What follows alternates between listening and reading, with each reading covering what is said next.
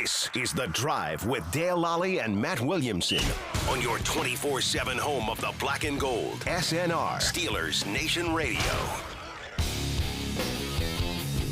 Welcome to The Drive. I am Dale Lolley, and, I'm here with Matt Williamson, as I usually am, and we got two new guys coming to Pittsburgh as well. Yeah. Things have happened the last couple hours here. Happy trade deadline day to all. Happy trade deadline day. And I knew nothing was going to happen with the Steelers until after about 12:30 p.m. today. Okay. Why is that? Because Mike Tomlin spoke at noon. Okay. Doesn't need to tell anybody. Don't necessarily need to talk about that. This guy, this is what we think of that guy. I gotcha. Strategy. A little strategy to that. So as soon as Mike Tomlin's press conference was over today, the Steelers make a deal for Mike Williams with the Jets. That's pending a physical for a fifth-round draft pick. They got to check him out, make sure the knee is sound and all that good stuff. Too. He's got a history too. Yeah, and then they go out and acquire Preston Smith from the Green Bay Packers, edge rusher, and get him for reportedly a seventh-round draft pick. So my immediate thought was, Matt, and I always think of myself first, the final day of the draft this year, when we're doing draft coverage. Oh, I didn't buy that. Because there's also a Fields pick going to be moved at some point. We know Fields was a 6, as it is right now. If he doesn't play another snap, doesn't play any more snap. So they've traded away their 5, they've traded away their 6, they've traded away their 7. Yeah, I might call in sick that day. That's a lot of talking on day 3 with not much to talk about. Well, I think they have an extra, though, right? I think there's an extra extra 6 in there or something involved. But I don't think they're shut out on day 3. It's not like them, though, to be that light on picks. No. Going into a draft. But they've went out and acquired guys who can come in and help. We've talked about Mike Williams. I don't think this is a game changer for the Steelers. Agreed. But I do think that he gives them another quality NFL wide receiver. Yeah, so I'm going to do the scouting report on these guys and just tell them what you're getting. Williams is an early first-round pick. He was a 7th pick in the draft. Yeah, I mean, he is huge. Both these guys are huge, by the way, for their respective positions and thickly built. And he doesn't run as well as he used to, but he used to be a 6'4", 220-pound, 4'4" type guy. High 4'4s, I would say. Downfield player, go up and get it. Physical as could be, especially at the catch point. He will block. Not a real sharp in and out of his cuts type route runner. But he is good at high pointing the football. Very, very much so. I mean, that's kind of where his bread has been buttered. In fact, the comp on him, I went back and looked at his NFL scouting combine stuff, and Zierlein wrote him up. He wasn't the 4'4s, right? Yeah. Yeah. The comp on him was Plexico Burress. Yeah, I could see that. Yeah, absolutely. He high points the ball better than Burress ever did. Yeah, it wasn't Burris. Burris didn't play as big as he I always questioned that with Burris because when the Steelers drafted him, all you heard, he's got a basketball background. He's really good at high pointing the ball, and I'm like watching him play. I watched a lot of his. He wasn't particularly good. And I'm like, he couldn't have been a very good rebounder because he just doesn't he doesn't high point the ball very well. Yeah, he's doesn't 6'4", time it, and but he would miss time jumps and stuff. Now he got better at that as he aged. Okay, but Williams has always been good at that. Yeah. I mean, he's a fade ball guy, that type of thing. Some after the catch. He's a tough eval just because I don't know how healthy he's been because really that's the number one knock on him is he has a difficult time staying on the field. I mean, I always joke that no one lands harder than him, but it's 100% true. I mean, he goes up, gets the football, gets in weird positions, and splat on his he's back, not afraid to go get it. Oh, right. I mean, he lands hard, and you can just feel it just watching. Like, wow, man. You can see where some injuries have, plagued him. I know for a fact that they were very interested in him in free agency. He had a visit scheduled here. Yes. This was reported that there were plane tickets bought. The day before he signed with the Jets because he had the visit with the Jets first, and the Jets didn't let him get out of town. Didn't let him get out of the building, right. Yeah. So he was going to stop in Pittsburgh next. So they obviously have been on top of the situation, have a plan for him. I do think they wanted size there, and he certainly brings that. He's not super twitchy, but I wonder if he's still working his way back. Well, in that regard, so if you look at his stats from this year, now the injury that he had was in Game 3 of last year. Okay. But in the first 3 games in 2023 for The Chargers? For the Chargers. 3 games. And he got hurt in the third quarter of the third game. For the season, then? Yeah. Yeah. He had 19 catches for 249 yards and a touchdown in their first 3 games. Doesn't surprise me Like at 2.5 all. games, realistically. I mean, when he was on the field with the Chargers, he was a highly productive especially player. with Herbert. When if you look at the numbers he had with Herbert, 2021 it was 76 catches for 1,146 yards, 9 touchdowns. Mm-hmm. That's who he is. Yeah, when he's right. 2022 he only played in 13 games because of injuries, but he had 63 catches for 895 yards. Mm-hmm. He missed 4 games and still had 900 yards. Last year, again, if you look at that. You could extrapolate those numbers however you want, but he had 19 catches for 249 yards in 3 games. He was kind of turning into not the number one because Keenan Allen was still there. Yeah, but they're really good compliments to each other. Yeah, he was turning into something pretty good. This year... And I wonder in that third game, did he get hurt in the first quarter or did he get hurt in the... It was in the third quarter. Was it? Okay. Yeah. This year, the first 2 games of the season, he didn't do a whole. He had 1 catch. Yes, I don't think he's seen the field a ton with the Jets. And then he kind of worked his way back into shape a little bit and was ready to go. 3 catches against New England the next in week 3. 4 catches for 67 yards against Denver. Okay. Then he had 2 catches for 25 yards against Minnesota, and then they traded for Devontae Adams. Right. I mean, it's Rodgers' guy, right? Yeah. So I think he is working himself back to where he has been in the past. I think he's my point was I think he's better right now than where he was at the beginning of the year. Oh, I think you're right. I don't know that he's ever going to be that 1,100-yard receiver again. But Right. I mean, he's had some very high moments. Yeah. I mean, frankly, the Chargers were kind of cursed because they had very few snaps with Herbert, Allen, Williams on the field together. I mean, one of them was always out, and so you never really got to see that in full go. But it was a good plan. Allen was the slot to move the chains guy, and Williams is the big play, scary dude. I was kind of surprised when I looked at his stats, Matt, for his career, because you mentioned he's always hurt. He missed 6 games his rookie year. Mm-hmm. Played 16 in 2018. Played 15 in 2019. 15 in 2020. 16 in 2021 and 13 games in 2022. That's more than I would have guessed, yeah. Yeah, I thought the same thing. Yeah. And maybe it's because look, I've had him in fantasy football. Sure, there's a lot of questionables. There's always questionables and things of that nature. Oh, he's dealing with a back. He's dealing with Is he ribs. gonna play or not, Yeah. right. But he's been highly fantasy relevant for his whole career. I mean, he's got almost 5,000 receiving yards and 31 touchdowns. Mm-hmm. He's when he's at his best, he's a major addition. Yeah. I don't know what you're getting. We don't know what you're getting because the Jets really didn't use him. Right. Again, you look at that 3-game stretch and you're like, okay, was he working his way back? Is this 3 for 34? Okay, now we're getting there. The 4 for 67. Okay, and that was against Denver. Mm-hmm. That's a good defense. Yes. And then it kind of tailed off again after they acquired Adams. Adams, of course. Yeah. I don't have a ton more to add. I mean, they know much more about his medicals, obviously, and his usage, and the Jets aren't a pillar organization for getting the most out of them. So my antennas always go up when you deal with the Panthers or the Jets or some teams that don't utilize their guys the way you thought they would. We'll see. I mean, I would imagine, maybe not this week, but I imagine they look at him as the number 2. I mean, like that he's going to line up in 2 receiver sets opposite Pickens. I think maybe that's a rotation. I don't know. The thing that he does, I think, is it allows them to bump Van Jefferson into more of a slot role. Yeah. You mentioned the blocking part of this. I do think he is a good blocker. Yeah, that's going to be a prerequisite, I think, for wide receiver additions. But it makes them more difficult. Like he's going to see a lot of single. When you got a 6'4" wide receiver on the outside, most of the cornerbacks you're playing against are 5'10", 5'11". Yeah. He's going to have a size advantage over just about anybody. And typically over the course of his career, he's been the guy that's been doubled. Oh, yeah. More so than Allen, to be honest with you. When they both were on their best day, if you'd watch old Chargers 22 tape, not that old, most teams feared him more than Allen. Yeah, because he was the down the field. He's averaged 15.5 yards per catch over his career. Yeah, and he's very Russell Wilson friendly in terms of deep ball, go up and get it. Wilson's persona as a quarterback, that I'm going to trust my guys to make plays. That's exactly what they're looking for there. Now, did he move the needle like a Christian Kirk would have for me? No. No. But does he make them a better team?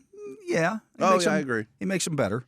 I was shocked it was a 5th. I thought you'd get him a little cheaper than that, to be honest with you. Yeah. So they're, as we joked, I mean, they're pretty depleted on day 3 picks at the moment. Well, it makes me wonder, Matt. Because his contract's up after the year. The contract is up after this year. It makes me wonder if they did this knowing that they had already had contact with the agent in the offseason. Which they certainly did. And we're probably saying, hey, we were going to offer you a 2-year deal in the offseason. If he comes in here, he likes it here. You want to sign the same deal? Yeah, we're still in. We're still in. Assuming he passes physicals and looks like we thought he would. And the agent says, yeah, we're good with that. Then you trade. Then you trade to 5. Yes, I tend to agree. Like, I don't think he'll sign a contract tomorrow. No, it's not going to happen during the season. But it wouldn't surprise me. It could be a handshake type of deal. That wouldn't surprise me if that's something that happens down the road. Yeah, and it is a high upside move. I mean, if he's the guy we saw not long ago, like you said, just last year, 2023. He was off to maybe the best start of his career. Yeah, he was. I mean, that might have been his best stretch. I was about to say the exact same thing because I was thinking about it too. I'm like, I remember having him in fantasy and he went down. I was like, oh, I was just counting on him. Those first 2 weeks were like, whoa. Yeah. He was making plays all over the place. So I get it. I mean, we've mentioned his name 1,000 times in the last month, and it makes all the sense in the world. Yeah. I thought it'd be a little cheaper, but it could pay off big. Yeah. As far as Preston Smith, this one's a little intriguing to me. I didn't see that coming. I thought it would be defensive line, defensive front help. Yeah. He's kind of a combo player that he can play out. So first of all, my first thought is, okay, this replaces Marcus Golden. Yeah. Yeah, exactly. Because they wanted that veteran edge rusher that now they don't have to play Watt and Highsmith 90+% of the snaps, which is what's been happening. With Herbig out, right? With Herbig out. Yeah. But he also has he's a big dude. He's really big. They both are. Yeah. Like 6'5". He's probably closer to 270, 275 than he is the listed 265 pounds. He was 265 at his combine. He's carrying more weight than that. I know that for sure. Because Green Bay had been playing him at defensive end. They're 3-4 you're talking about. They don't really play a 3-4 anymore. He'd been playing defensive line for them. On the edge, though. I mean, like on the 4-man front. Yeah, him and Gary are the 2 edge guys. Yeah. I do think he will go to the outside linebacker room. Yes. You know, they're not going to ask him to Cam Hayward it. But he's different than those guys. Yeah, I think he is very capable, and he's always been a good run defender. Mm-hmm. I think he's very capable of perhaps kicking inside in some dime package and stuff like that. I looked a while back super quick as I was like leaving the house, but I think he has 50 snaps on the interior with Green Bay. And I was just watching some of his tape in the lobby and before I left home. Most of the time, he's going to line up in a 3-point stance on the left or right. Yeah. You know, like I was watching the Lions game. He's going against Penei Sewell a high percentage of the time. He's big, and he has really long arms. He knows how to use them, and he can one-arm people and, tackle. He's a power rusher. He's a power rusher. He's not – the other 3 Steelers, Herbig, Watt, Highsmith, are really twitchy off the ball. He isn't, but his first step is really long. Yeah. So he gets there not as well as them. I mean, those guys are really, really good. But he eats up a lot of grass with each step and with each arm. Like his limbs are big and he's powerful all the way through his core. More of a bull rusher, but he's had a lot of success in this league too. Oh, yeah. Yeah, you're talking about a guy who has had 8 or more sacks in a season. I think a handful of times. 6 times in his 10-year career. Okay. Washington drafted him, by the way. Yeah. Yeah. Including last year, he had 8 sacks. Oh, yeah, right. I mean, he was pricey, and they decided to bring him back. Yeah.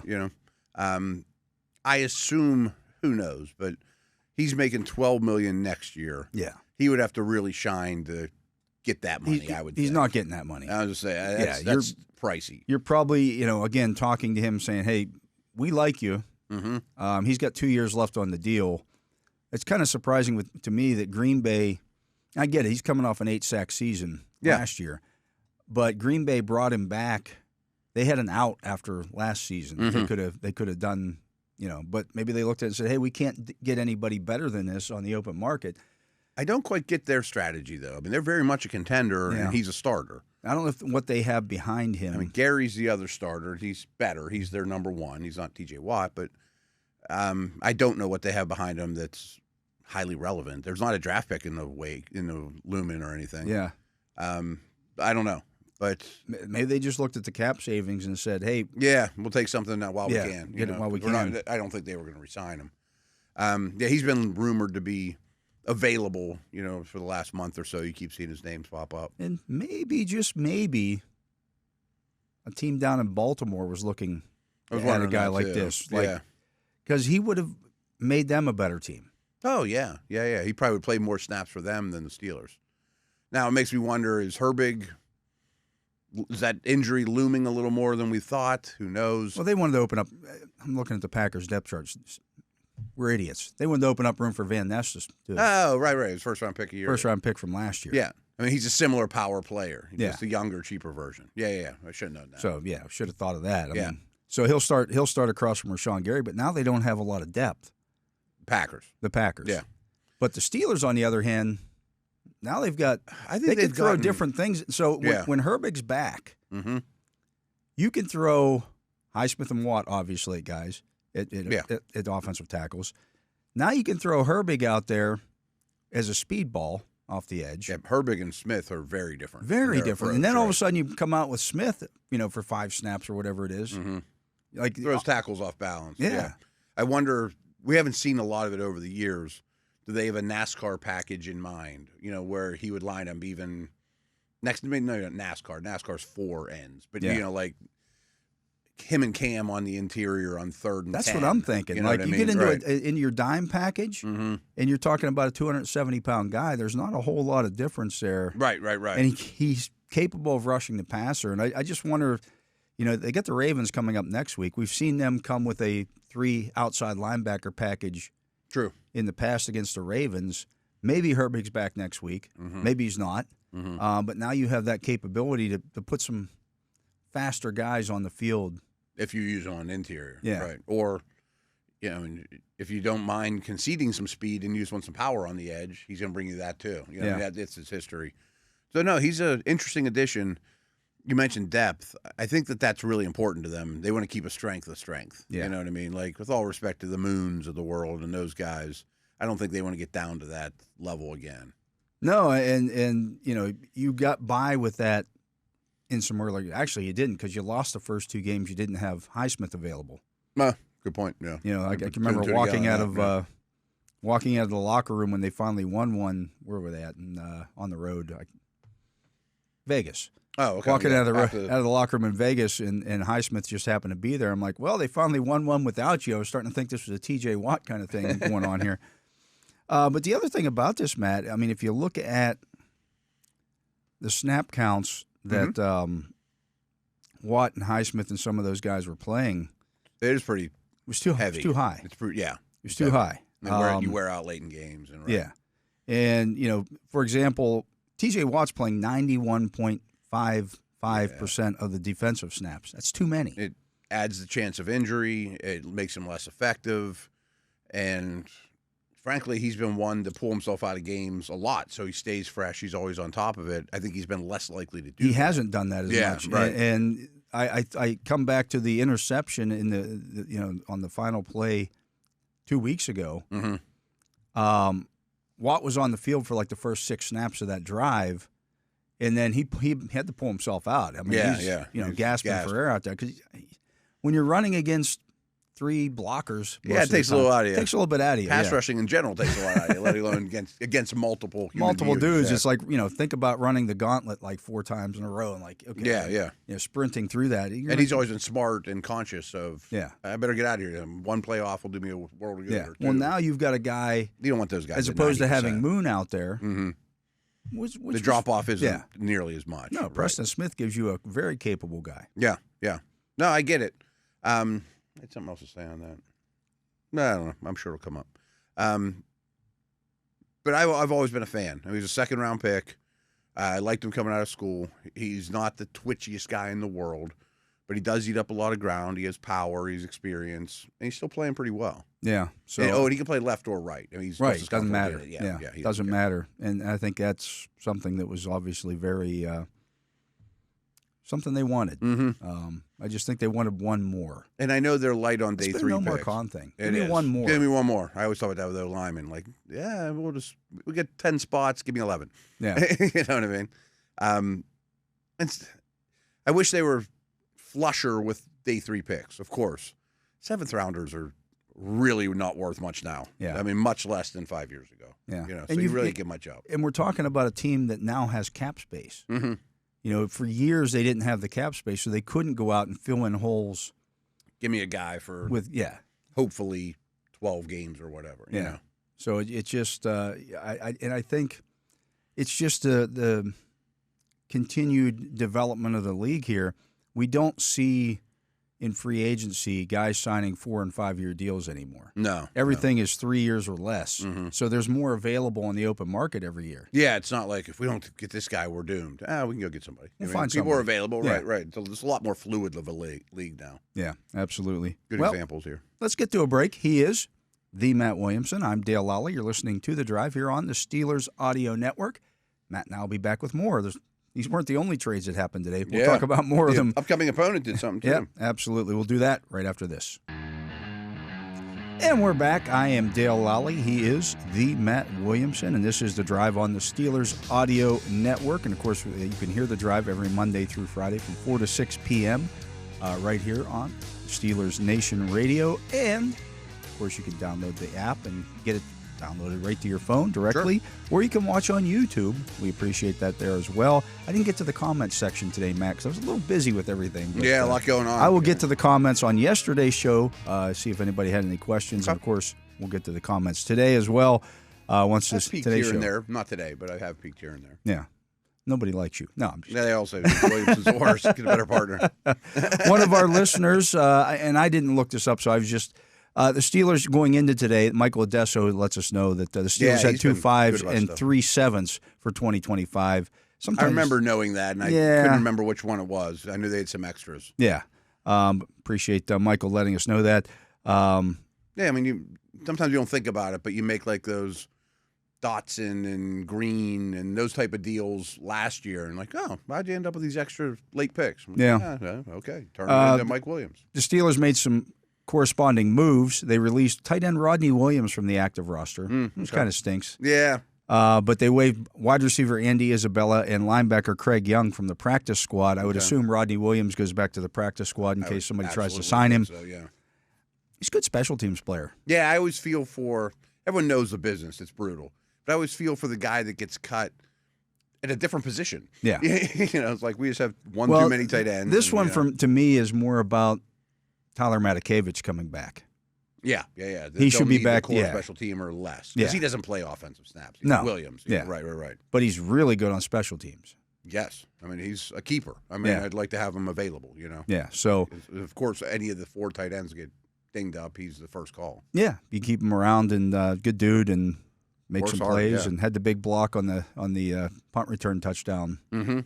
Last 2 training camps, he's been impressive too. Sealed the edge just a little bit, just enough Right. for Calvin Austin to catch the edge and scoot around it. So a lot of stuff going on around the league. There are. The upcoming opponent made him probably the biggest move. Yeah, the Washington Commanders go out and get Marshawn Lattimore away from the Saints. Yeah, I mean the Saints have to dump everyone. I mean we were talking about this yesterday. They're one of the 3 to 4 teams I think are in the worst shape going forward. So turn whatever you can into picks. He's still a high-quality player. He's done a lot of following number ones. He's a former number 1 pick. He's had a really, really good career. They gave up a day 2 pick, I think, for him. I mean, it was something substantial. It was a third. I mean, it was not a 7th for him or anything like that. I wonder if he follows Porter or follows Pickens from the bat. Yeah. I don't know. I mean, that's the type of player he is, and they don't have that type of corner. No, they don't, and he wouldn't do that this week. I don't know. That's what I say. I can't imagine. I mean, unless it's just you got him. That would be tough, though, because everybody else in your defense, as you've always mentioned, when you have somebody follow, have to adapt. They have to adapt to what he's doing. And if you haven't been doing that with your secondary, you're probably not going to do it right out of the gate. I know. I don't know what to think about it. I mean, I assume he'll see the field in some capacity. Yeah. Maybe you just play him in nickel and dime, something like that. Right. Maybe. So if you're the Steelers and you see that, you live in 12 and keep them at a nickel and dime. Plus, you can run. I haven't given it much thought. You can run on Washington all day long. Yeah, I'd say that's their problem too. Yeah. Their run defense is not great. That's the minor being kind. Yeah, maybe. Yeah, maybe. I mean, that would make some sense. Yeah. Well, how much do you think Mike Williams plays? Maybe, Maybe who like knows? Devontae Adams did his first day. Yeah, it was could like be 20 snaps. 15 snaps, something like Amari that. Cooper was like that, like 15 snaps his first day as a Bill. Anything that's like 3rd and long, something like that. Or you got a special, maybe just come up with a specialty package. Hey, learn these 10 plays. Yeah. Or Russ just tells him what route he's running that time. That could work too. Yeah. I mean, like, this is a go, dude. Right? Yeah. But I don't know. Is he out there blocking on running plays? Probably not. Both players will practice tomorrow, though, right? I would assume so, yeah. Yeah, I would assume that. They both have to pass physicals. I'm assuming the physicals go, right? And so you would think they get the physicals out of the way either tonight or first thing tomorrow. So that's several practices with your new team. Yeah. I would think both of them get their jerseys dirty. Yeah, they've done this in the past, like for example, when they acquired Minkah Fitzpatrick. He played every snap. Yeah, we're giving a first-round pick. You're playing, son. We need you, right? Yeah, so... The That's Ravens. a nice move for Washington. Yeah. Actually, I think it's a good move for the Saints, too. The Ravens acquired Tre'Davious White. I'm not big on that move. No. Was that for a 5th, or was it later than that? I haven't seen the compensation, but anything would be too much. I thought he was pretty shot and injury history. He had a really good career, too. It's not the same as He had a really Mike good Williams. start to his career. Yeah, the last couple of years have been really rough. Really rough. You're right. Said a lot of the same things about Williams, though. I mean, like, can you rekindle his best years? Blah blah blah. He's had some injuries, but Williams is big, and White isn't. You know what I mean? Yeah. He was a technician, a quickness guy, where Williams can stop, lose a step and still high point balls. Yeah. We'll see. Yeah, we'll see how that works out for them. My favorite trade of the day, Matt, was Jonathan Mingo. I don't love the compensation. Yeah. But Jonathan Mingo goes to the Cowboys for a 2025 4th-round pick.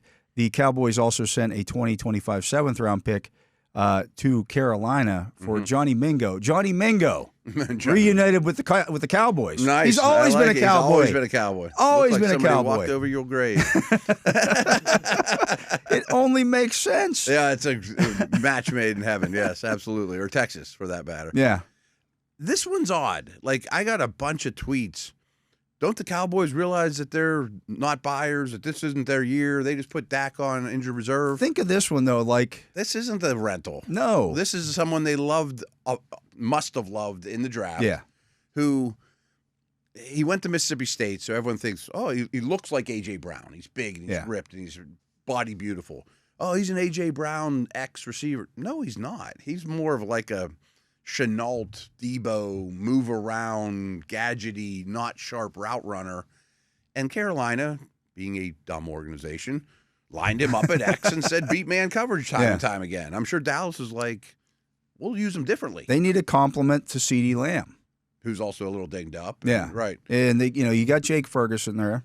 This is a move for down the road. I mean, this is I play him a lot this while they're out of things, and maybe he's your 2. Yeah, and you've got a couple years left on his contract, so it's not like this is a 2nd-round pick. This is more like trading for Minkah Fitzpatrick, where you still have him on his rookie deal. Yeah. You like the player. I was shocked at the compensation, but he was a 2nd just a year ago. I mean, just a year and a half ago. I mean, but I thought maybe you could get him cheaper than that. But if they loved him and they were planning on drafting him or wanted to get obviously their hands they on probably him, were. it sure seems that way. Yeah.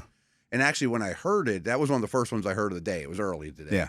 I thought, Brandon Cooks going to the Steelers? Is he going somewhere? I thought that as well. But he's hurt. Yeah. Like everybody. That's the thing, when you start looking around the league at the guys who were, quote unquote on them, like they were all hurt. Right. Like if the Saints even wanted to make a big move and like trade Olave, you can't. You can't. Right. I mean, there's not. I don't know that Chris Olave. This is his 2nd concussion this year. I think it's 5th of his life. Yeah. So I mean, he may never play again. He might not play. I hope that's not the case. Yeah, I hope that isn't the case. There, but at the very least, he's not playing this week for sure. He may not play next week. Right. May not play again this season. Who knows? I know. It's a concussion. Right. You can't trade for him. No, you can't. But you could have 2 weeks ago. Right. But not now. Obviously. I've always said about concussions. I'm worried about him. It's not like you can just unscrew the top of the head and take a look in there and go, "Oh yeah, that's that bone's healing nicely." Yeah. Right. Yeah. I mean, you just can't. Right. Put a splint on it, you'll be all right. Concussions are always different, and when guys have multiple concussions in short amounts of time, It's never good. I think he has 5 going back to high school. Yeah. I mean, don't quote me on that. I'm not a doctor. I'm not trying to spread rumors that he's never going to play again, but it's a concern. Yeah. So which I hate hearing that, No, absolutely. The Bengals made a move. Mm-hmm. They went out and got Khalil Herbert in exchange for a 2025 7th-round draft pick. Tells me that Zach Moss is... Oh, he's done. Yeah. He's done for the year. It's got a neck injury. He's going to probably go on IR. Mm-hmm. Actually, he did go on IR. I think he did, yeah. They also placed tight end Eric All on IR. He's done for the year, too. He's done for the year. We both liked him. Yeah. We talked about this not this particular move with Herbert, but the fact that they needed another running back because it didn't look good for Zach Moss. Herbert's a good fit for them. He's a good player, period. Yeah. So the Bears, it was like a minute into free agency, they signed Swift. And they drafted Johnson, and they had Herbert. And I thought immediately, someone's going to trade for Herbert. And then you get into the season, I'm like, someone's going to trade for Herbert. Like, I'm shocked he lasted this long in Chicago. Yeah. Like, why don't Dallas take him for... I mean, he's a borderline starter last we saw him. Yeah. I mean, is he a fumbler or not great in protection or something that I don't know about? Yeah, I mean, we just don't know. For some reason you get kind of relegated, but he's good with the ball in his hands. Yeah. So that helps them. Makes me think they're not waving the white flag quite yet either. No. You know? They don't make a lot of trades. They don't, but doesn't help their defense. No. Nor could one single trade fix Sure. what's wrong with that defense. No, right. They're in it to just go out and try to outscore people. 100%. So I didn't realize, I guess, every team in the division made a deal. Every team in the division made a deal because the Cleveland Browns are waving the white flag. Yeah. They traded Zadarius Smith to the Detroit Lions. The Browns acquired a 5th-round pick in 2025 and a 6th-rounder in 2026 in exchange for Smith and a 2026 7th-round pick. This one's been rumored for like the last 24 hours. Yeah, no one was quite sure it was done. And I forget who told me this, but I think what the sticking point was Smith for a 5. And then a lot of people got involved, and then Detroit says, how about we do a pick swap too? You know, all right, That's enough. Boom, you can have them. You know? Yeah. Good for the Browns to get anything. I mean, they need 5th-round picks are going to be important to them, to say the least, in all positions as this Watson thing plays out. They're not going to win anything with him this year. He certainly has a Lions mentality. I mean, he's a big, physical, run-through-your-face type of guy. He was actually the guy who lined up opposite Preston Smith in Green Bay for a number of years. Oh. The Smith brothers. Yes, okay, because he also lined up opposite Bud Dupree in college. I thought that's where you're going. They were teammates in college, so the Smith brothers both get traded on the same day. Both get traded on the same day. How about that? One leaves. They're not actual brothers. They're not brothers, but yeah, they were a good tandem. They were a good Bay, tandem, right? man. They both were in their prime. I didn't think of that. Huh. So that's a nice pickup for the Lions too. Yeah, the Browns also released defensive tackle Quentin Jefferson. I don't know what that's about. I mean, he's up in age. Yeah. I guess you save a little bit of money. Is he a character guy that we don't know about? Maybe he just wanted out, and they tried to trade him, and nobody wanted to deal for him. And I mean, maybe they're trying to make room for the Ohio State kid to play, the rookie. Everybody wants off that sinking ship. Yeah. It's not a good situation. It's a bad ship. Yeah. I don't know. Maybe he was real vocal about it in the locker room. Maybe. Yeah, he's a veteran. He's like, I'm going to speak up here because I've made plenty of money. Or maybe the opposite. Maybe they're just doing him a real favor and be like, no one wanted to trade for you. Go sign with somebody good. Yeah. The Raiders did a little something here. They're bringing in Norv Turner as an assistant to help their offense. Yeah. They've also bringing in Scott Turner, his son, who will take a more prominent role following the firing of Luke Getsy. And they've brought in Joe Philbin, the coach of their offensive line. Joe Philbin, a W&J graduate. Oh, I didn't know that. Former head coach in the league. Ties. Yeah. I mean, he's had a really good career. I didn't know he would. He's a good offensive line coach. Was in Green Bay for a long time. Was the head coach of the Miami Dolphins. I can remember talking to him in 2010 when the Steelers played Green Bay in the Super Bowl. We talked. We pulled him aside and we had a little W&J chat. So. Yeah, there you go. Cool. How old is Philbin and Turner though? They're both old. They're both up in age. Yeah, they're basically retired. At this point. But at this point, he now has those two guys helping with the staff. He's got 2 former head coaches. He also has Marvin Lewis helping with the defensive side. He's got 3 former longtime head coaches in the NFL, or longtime, very highly established. Yeah, right. He needs it. I mean, he was a linebacker coach. He's only been a coach for a couple of years. Is that a Al Davis, Mark Davis thing? I mean, this probably should have been what he had done from the start. Yeah, I was thinking the same thing. Like, if you had some, not even adults in the room, some grandfathers in the room that have been around come on and sit on my knee, sonny boy. I'll teach you how to be a how'd you coach. do this? Now you got 3 different guys you can ask, well, when you were a head coach, what'd you do in this situation? But it does remind me of the old school Raiders, though. They would recycle players and, Plunkett and Alzado and those type of dudes and coaches as well. So, I don't know. That's... We keep talking about these bad organizations. I mean, they all made trades today. Carolina, Saints, Browns, and I think the Raiders are the one that's slightly above those in the terms of teams I'd least want to be in charge of. Yeah. The Giants did not trade Azeez Ojulari. They're going to hang on to him. They must have listened to the show yesterday. Yeah, he's good. You don't want to give up on that guy. I thought Chase Young might have got traded, too. There's 3 or 4 teams, including the Bengals, were supposedly highly interested in him. Yeah. One final trade that we didn't get to was Khalil Davis going from the Texans to the 49ers. Former Steeler? Defensive tackle? Yeah.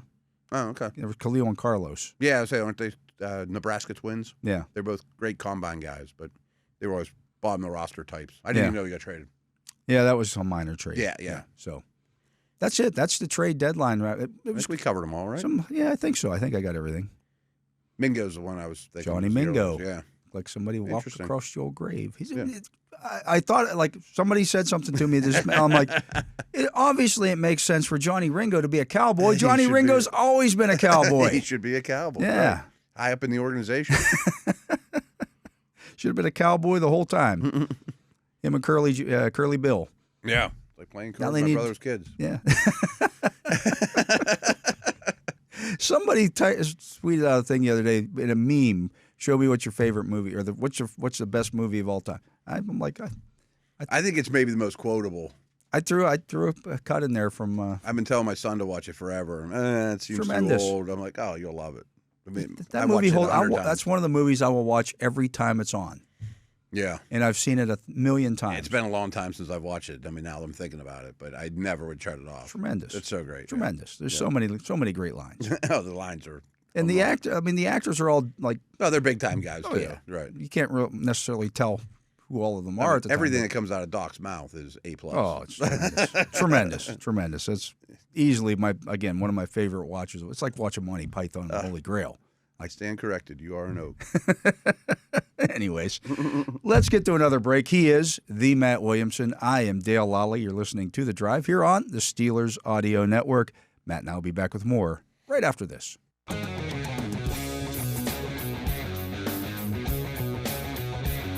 And we are back. I am Dale Lolley, and he is Matt Williamson, and I am multitasking here as we. You are, huh? Published 2 stories on Steelers.com on how those 2 guys fit.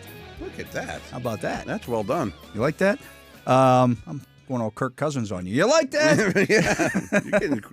I'm just sitting here staring off into space. Wonder if I need another coffee or not. There you go. So let's run through this real quick here. Ben Solak on ESPN looking at some of the winners and losers from today's trade deadline stuff. He has the Kansas City Chiefs as a winner for acquiring DeAndre Hopkins. Last night was pretty encouraging. I mean, I miscast him a little bit, thinking he was outside the numbers, go up and get it. He had a lot of in-breaking routes. I'm not sure he's going to be the Juju, Rashee Rice guy, but he did some of that stuff, and he made them a better team. Makes them a better team. Yeah. I don't know. Like, I've seen people, why didn't the Steelers go try to go get it? I don't. Maybe they did. He didn't show anything. He was a tough eval, too. It's kind of like the Mike Williams one. Yeah. And his Jets tape and his Titans tape from this year for those 2 guys. Mike Williams has been more productive than there's not much DeAndre Hopkins. Yeah. Right. And Williams is younger. I also think Hopkins probably wanted to go to Kansas City. Well, and that's the other thing. Right now, it's a 5th-round draft pick. Yeah. If Kansas City goes to the Super Bowl, it becomes a 4th-round draft pick. Just quite a bit, yeah. Yeah. No, you get going to the Super Bowl, so that makes a difference as well. I like their chances after watching them last night, too, but it won't be an easy road. No, it won't. Well, Zadarius Smith, a winner. Mm-hmm. He gets to leave Cleveland, and he gets to go to perhaps a Super Bowl team. I mean, is that one of the bottom 3 environments to go to work every day to one of the top 3? That has to be miserable, yeah. It has to be. And you're just moving around the lake. Yeah, that's not far. You can drive there if you had to, right? Every frustrated receiver for the rest of time. Or winners? Yes. It was deadline deal. So the receivers traded during this season. Mike Williams, Jonathan Mingo, Deontay Johnson, DeAndre Hopkins, Amari Cooper, Devontae Adams. Yeah. Just over the last couple of weeks. Just right? just during this situation. And there's been tons. I mean, even going back to like Tyreek and Stephon Diggs and A.J. Brown. I mean, for first those guys didn't necessarily want to get traded, though. These guys right. I think, kind of wanted out of their situation. Get me out of this terrible situation, and I want to leave. Yeah. Yeah, that's a good point. And, this is one of the things when somebody said to me over the weekend, well, why didn't the Steelers get any of these guys?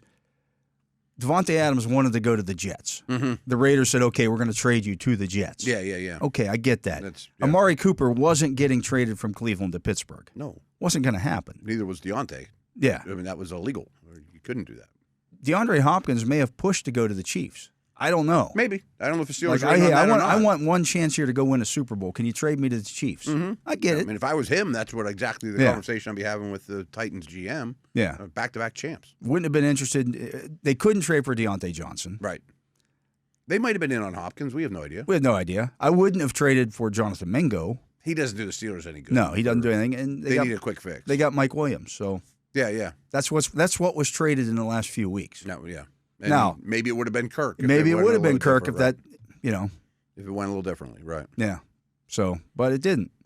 That's the way it goes. Mm-hmm. Losers, the Dallas Cowboys.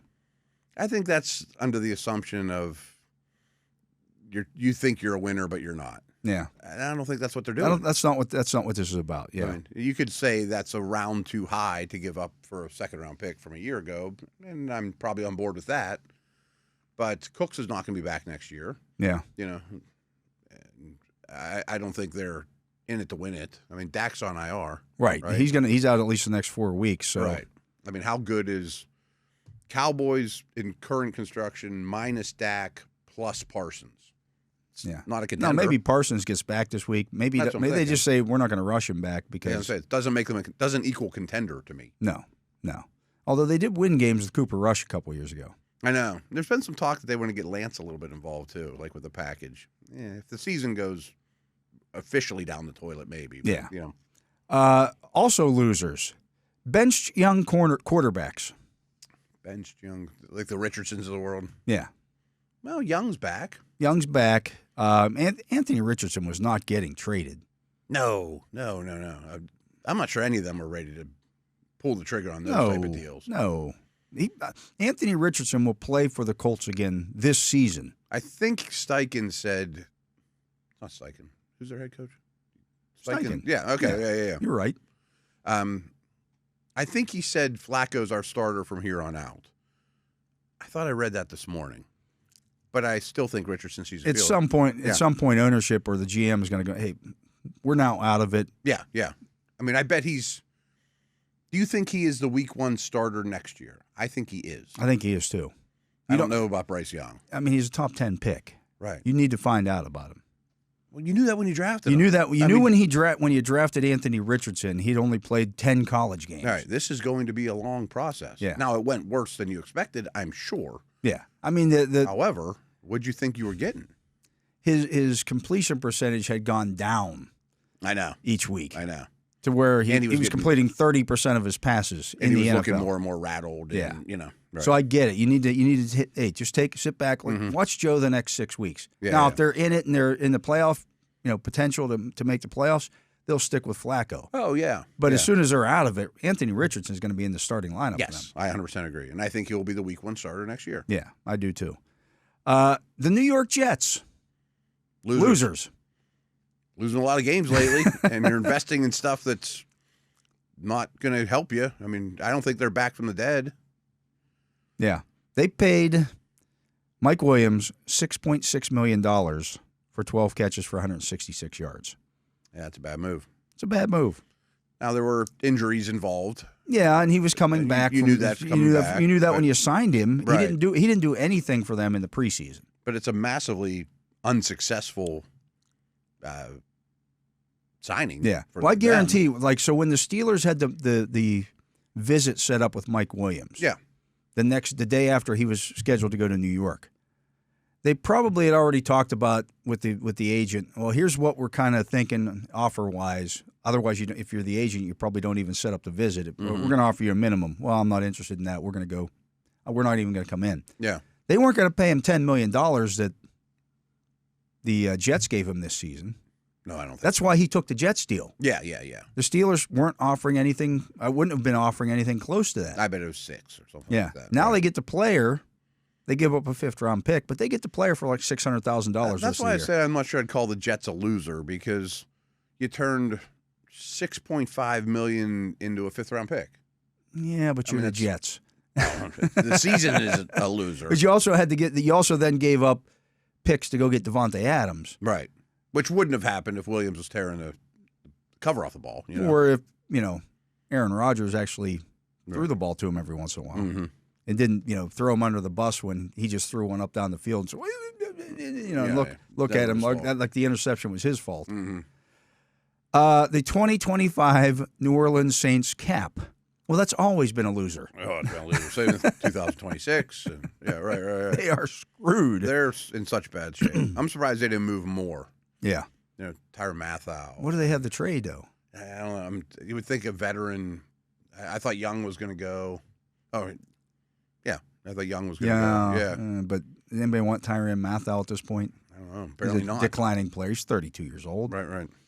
Cincinnati running back Zach Moss. Yeah. He got hurt. Yeah, I think he's out for the year. And he's probably never plays for the Bengals again. I would Probably think. not. He probably is elsewhere next year. Yeah. He's not bad. No, but not going to work out. It was a 2-year, $8 million contract. They can easily get out from under that, I would think. But I think Herbert's off after the year. Yeah, maybe. I think that's his 4th year. Yeah. So those are the winners and losers, according to who did I say that was? That was Ben Solak on ESPN. Mm-hmm. He had to whip something up pretty quick, apparently. Yeah, it's tough to do sometimes. Sometimes you don't necessarily You do it between breaks. Think those, just get it done. Anyways, that's going to do it for hour number 1 of the drive here on the Steelers Audio Network. Matt and I will be back with hour number 2 right after this. And we are back. I am Dale Lolley. He is the Matt Williamson, and it is time for the Fantasy Football Focus. And I every once in a while, Matt, people tweet at me or they'll say something in the comments like, when you guys start talking fantasy football, I tune out. It's one segment. Adios. For 15 minutes. 15 minutes we Right. talk about the league as a whole. Fantasy football affects everything. I say you're missing out if you're tuning out. And it's You're also gonna get a nugget about something football-wise. Do you gamble? Do you watch the games and wonder what's going on with that team or that? Like this is why it's relevant. It's not just Hey, it's your right if you want to tune out to that. You don't like that section, so That's be fine. it. But it's not changing anytime soon. It's one segment. Right. One segment that we've always done and will continue to do. And it's Tuesday, so that means it's waiver wire day. Yeah. Looking at who is available. Jaylen Warren still only rostered in 42% of leagues. Yeah. I'm not saying he shouldn't be on every roster. He absolutely should, because the best is yet to come. But there just hasn't been much production. Like if you're Joe Blow in San Diego or Oregon right now and you're not close to the team, you're probably looking at it like, should I pick him up or not? He hasn't done much lately. Here's the thing. He's through his bye week now. Right. I think he had like 60 total yards from scrimmage last week, or the last game. Like, it's ramping up in that direction. We're talking about a guy who had over 1,000 total yards last year. Yeah. He was a every week flex, give or take, at last year, and I think he'll get back to that. Absolutely. Isaac Guerrero rostered in 17% of leagues. McCaffrey's coming back. Yeah, I can't do that. I traded a second-round pick flat out for McCaffrey today in a Dynasty League. Wow. I got that offer, and I'm like, I got to run to my computer right now. Do it. Yeah. I mean, my team's loaded, too. That pick's going to be late. Yeah, but the guy who was sitting on him all season long, like, yeah, right. why would you make that deal now? I mean, his team's garbage. Well, it doesn't. He had McCaffrey. He didn't help. Maybe you should have made a trade he could have got a month ago. A while ago. Yeah. I think maybe he could have got a first out of me now. If I saw that trade, I'm like, deal. Tyler Algier, only 39% rostered. Ooh, that's a mistake. It's the same conversation as Jaylen Warren. Not to mention if Bijan or Najee gets hurt, those guys are gold. they're top 10. Yeah. You know what I mean? Like they're even with Patterson in the mix. You know. Yeah. If I would have started, if I had started Tyler Algier last week instead of Marvin Harrison in my flex spot, I would have won my game. I lost by 1.5. Harrison usage is weird. I mean, they only threw the ball like 19 times or 20 times last year. Very strange. Yeah. Ray Davis, 21% rostered again. I think he's a high-end backup. Yeah, and in a good offense. We've talked about this a lot. I mean, you get into November, your backup tight end or backup quarterback or There's no second reason to hold on to defense, those guys. just get running backs that could explode for you when you're in the league, you know? Yeah, it just makes sense. Looking at the wide receiver position, not much out there again for this that's one. pretty light. Quentin Johnston rostered in 15% of leagues. I mean, he got open on a busted coverage, and he's flashed this year. He's done that several times. They throw more than you think. He's the number 2. Okay. He should probably be in. They play Tennessee, Cincinnati, and Baltimore the next 3 weeks. Yeah, that's intriguing. Yeah. Still, he's one of those guys like, man, what would have to happen for me to check the box on I Sunday know. morning? I hear you. Know, right. But, you get into bye weeks with injuries and stuff like that. I mean, I've got Olave. I've got 2 of my receivers on a bye this week, and I got to start Harrison again. Yeah. I mean, you're starting Harrison over. You're not going to pick up Johnston, though. No. Yeah. But I mean, there's dilemmas. Yeah. DeMario Douglas, 22% rostered. He doesn't do it for me either. Yeah. They just don't throw the ball all that well. Right, yeah. And is he the one? Kind of. I guess. Yeah. Yeah. And Polk's got heavily demoted. Parker Washington rostered in 4% of leagues. Like, he's a guy you pick up in dynasty leagues. I mean, I put a big claim in for him. I'm never going to start him this year, but if he starts to show and Kirk ends up somewhere else next year, yeah, he might be relevant by week 12 or so. Yeah. I mean, he's good with the ball in his hands. Yeah. I mean, in Jacksonville, there's, they're going to be league behind with a your lot. buddies, though. Yeah. I mean, I don't think I'm picking him up. No, probably not. Jerry Jeudy in Cleveland, 48% rostered. I'd take him over most of the receivers we mentioned. Yeah. I mean, I think he's overrated, but that doesn't mean he stinks. Yeah, I mean, they bet they throw the ball a fair amount now. The last 2 weeks, he's had 21.8% target share. Yeah, so I mean, that's enough. That's enough. Yeah. Jalen Coker in Carolina, 14% rostered. I think they love him. Yeah. I mean, they traded 2 receivers this week. Somebody's got to catch the football. It's going to be him and Leggett. Yeah. I mean, they're going young, and I think they love Coker. He's someone I put a ton of money in dynasty leagues, and I got him like across the board a week before he kind of blew up. But he's big. He ran a bad 40, and he went to a tiny school. I think he went to Holy Cross. Yeah. But he's like a 44-inch vertical at 6'4", doing the Michael Thomas stuff. He's Mike Williams-like. Yeah, right. I mean, he's a physical guy. Xavier Leggett, rostered in 27% of leagues. I think he's going to be their one. I think so, too. And I would consider looking at their tight end, too. Yeah. All the young guys in that offense. Mike Williams, 9% rostered. His stock went up. It went up, for sure. He's going to get more opportunities. He'll be on the field more. Yeah. I mean, I know the Steelers don't throw the ball a ton, but I think, maybe not this week, but I think he'll be the 2 here sometime this year. I think he'll get quality targets as well. I bet he gets end zone targets. And that's what I'm saying. End zone targets are going to be there. I think Pickens has the most end zone targets of anyone in the league. I'm not saying they should not go his way, but it gives you another option. They throw to big receivers in the end zone. Yeah. Is where my point is. Yeah. Right. Sterling Shepard, 7% rostered. He looked okay last night. Yeah. Somebody's got to do it. He's Baker's buddy from Oklahoma. I mean, could do worse. He could do worse. He's your Wan'Dale Robinson, you know. Yeah. Made a heck of a catch last night too. Jalen McMillan, 34% rostered. Maybe more dynasty. Yeah, I was saying. I mean, Evans will be back. Elijah Moore, 14% rostered. You're reaching pretty deep now. If you go into the third Cleveland receiver. Point in Elijah Moore's career that I was really into him. Now you've quit him. Yeah, I mean, the Jets quit him, which doesn't mean anything. Then he had Watson. All right there, Brokeback Mountain. Yeah, I would keep an eye on him. Ricky Pearsall is 28% rostered. Definitely keep an eye on him. Yeah. I mean, he's in a really good offense coming off a bye, first-round pick. He might be the hot pickup a week from now. Yeah, but Juan Jennings could be back this week, yeah. and McCaffrey could be back, and all of a sudden now it's 3 targets a game, something like that. Oh, he could wash out. I could see a path where he could be a wide receiver 3. Yeah. A lot of these guys can't. Ray McLeod, 16% rostered. Now, I made a DFS call with him a few weeks ago because the team wasn't good with the slot receiver. But it's a good offense. It's a good offense. You can't guard everybody, and do we know London status? I don't think we've heard any news yet. Hip pointer on him, so that could be. He's not like going to IR or anything. I don't know. Yeah, no. okay. But and they're different players, but it would open up some target share. Yeah. You could do worse. You could do worse. Not great. I don't love it. Certainly do better. Aaron Rodgers, looking at the quarterback position, 43% rostered. That might be too much. See a top 20 quarterback? I don't see it. I don't either. No, not at this I'd point. much rather have Drake May. Yeah. I'd much rather have the next guy. Justin Herbert's 44% rostered. Yeah, they're not even close. And I told you the next three opponents, Tennessee, Cincinnati, Baltimore. And they throw a fair amount now. You're going to have to throw the football. Mm-hmm. Tough to run on Tennessee. Cincinnati don't leave Herbert. Could be a shootout, and Baltimore could be a shootout. Like if you have Josh Allen, don't run out and pick up Herbert. But but you got a bye week. Scrambling Herbert's the guy. Yeah. Russell, would you put him over like Tua? Yes. Yeah, I would too. Yeah. Yeah. Russell Wilson, 16% rostered. Next 3 weeks is Washington, Baltimore, Cleveland. I'd probably have him over Rodgers. I think I would too. Behind Herbert. I think that's the way I would look at that too. Yeah. Because I think he's going to throw some touchdown passes. It's only 2 games, but he averages the most yards per game of any quarterback right now. And he throws touchdowns. He will run a little. Yeah. I don't think they haven't really tapped into that because they haven't needed to. He will. Daniel Jones is 10% rostered. It's always tough just because he's not great and he's not in a great situation. Yeah.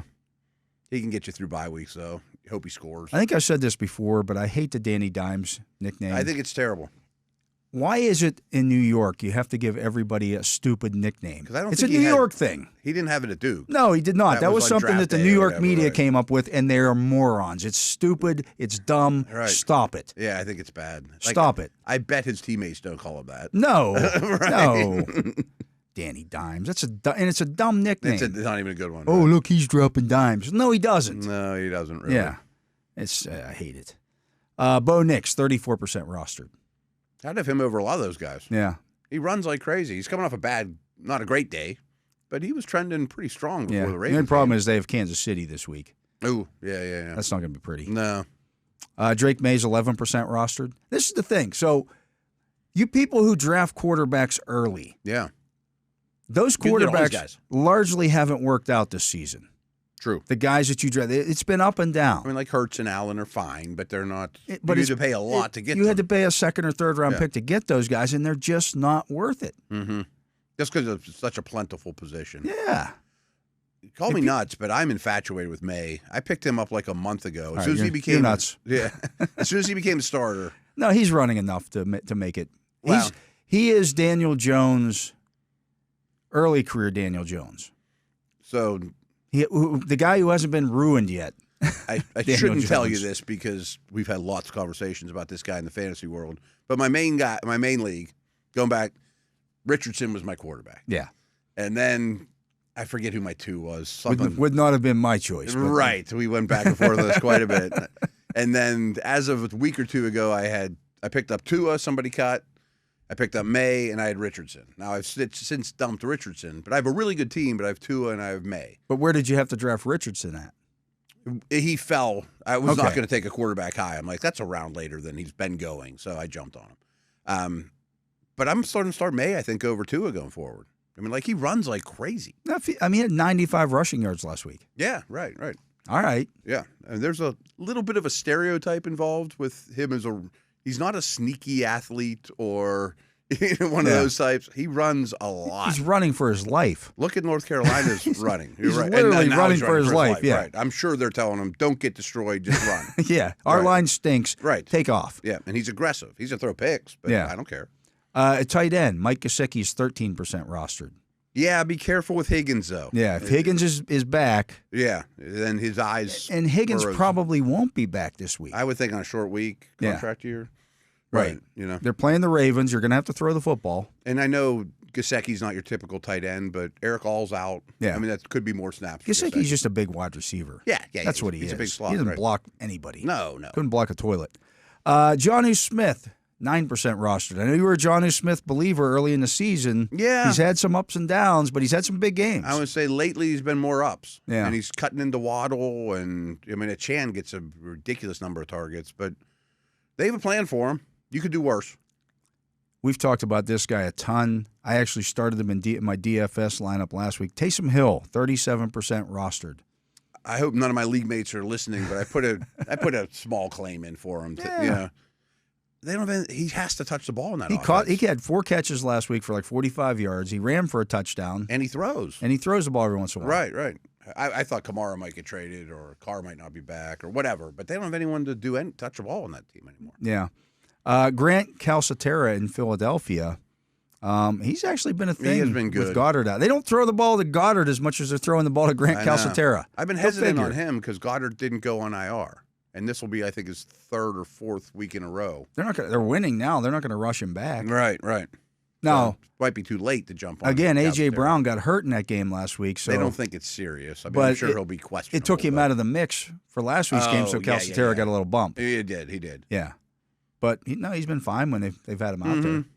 Like he might be a DFS play. Yeah. Looking at this week's schedule for our streaming defenses and a look ahead at this. This is why fantasy football, when we talk this, it gives you a chance to take a look at the schedule. Thursday night game is Bengals at Ravens.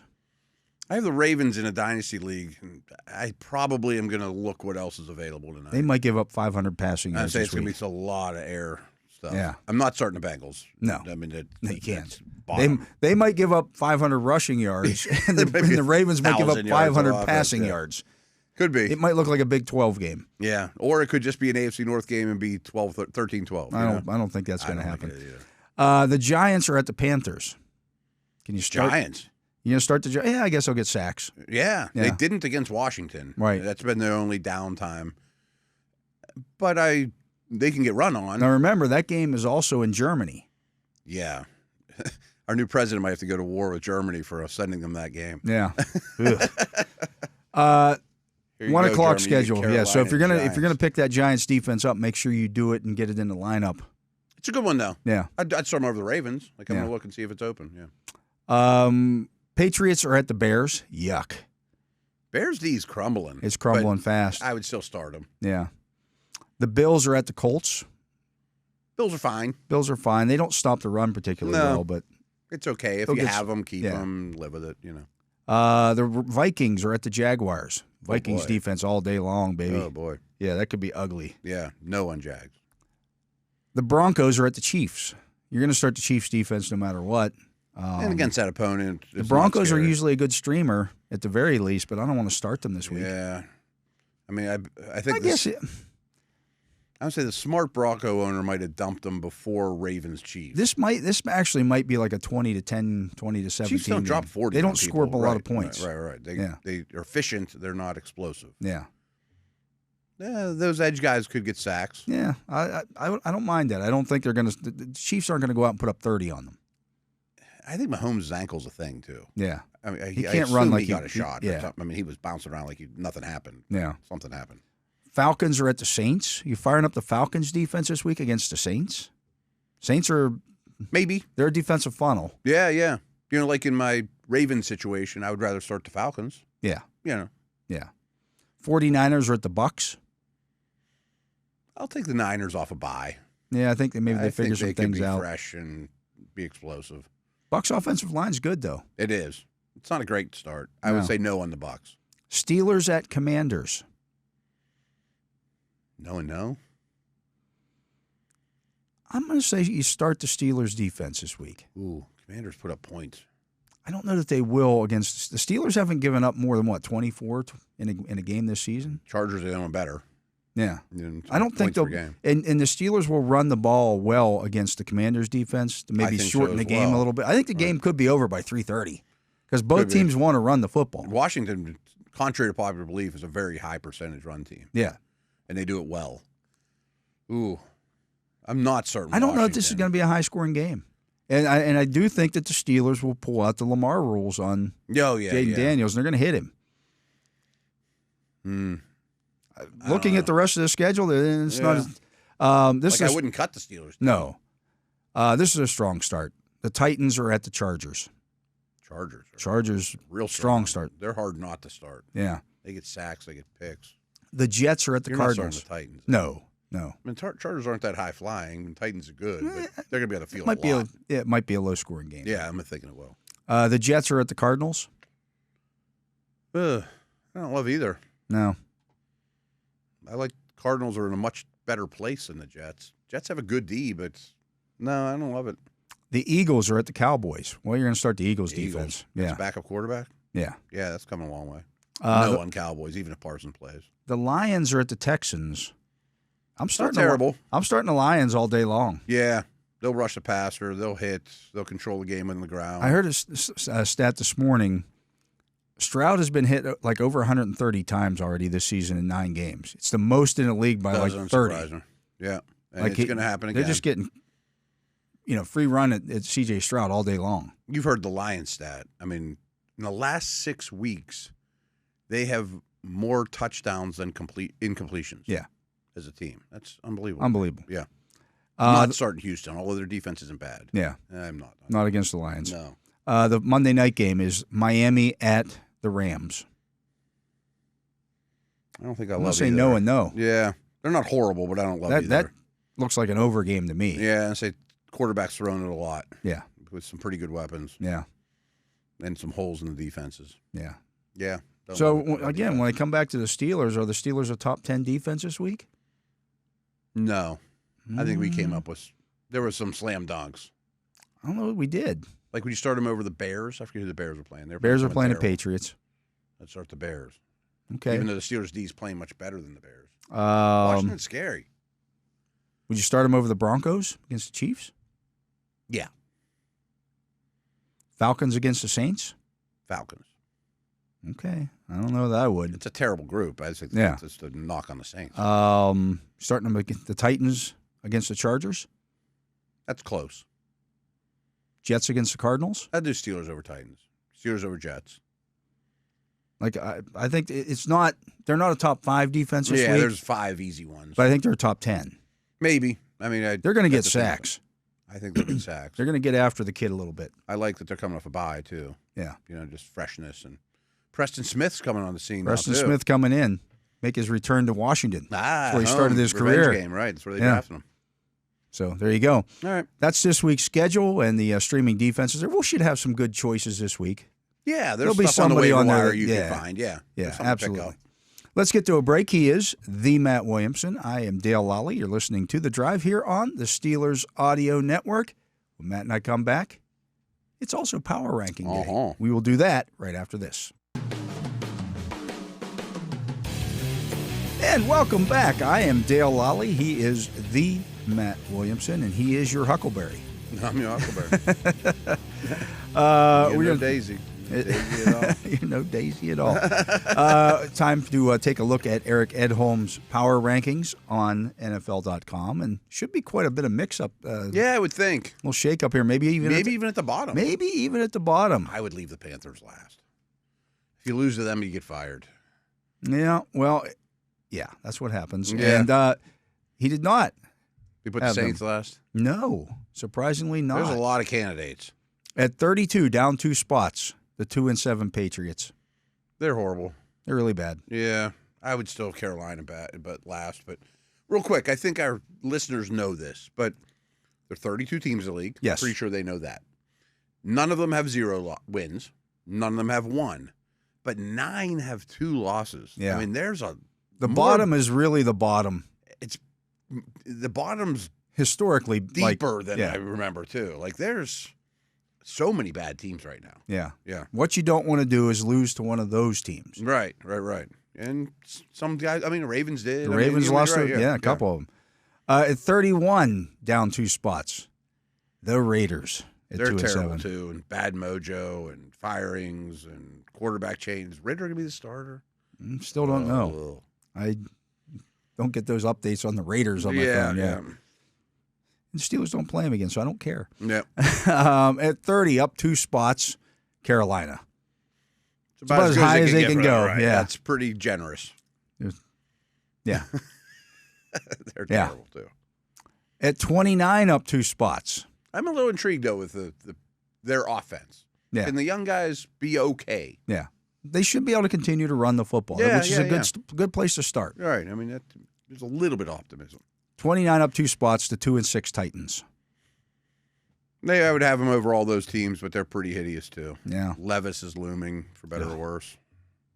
Mostly for worse. 28 holding steady. This might be the most disappointing team in the league.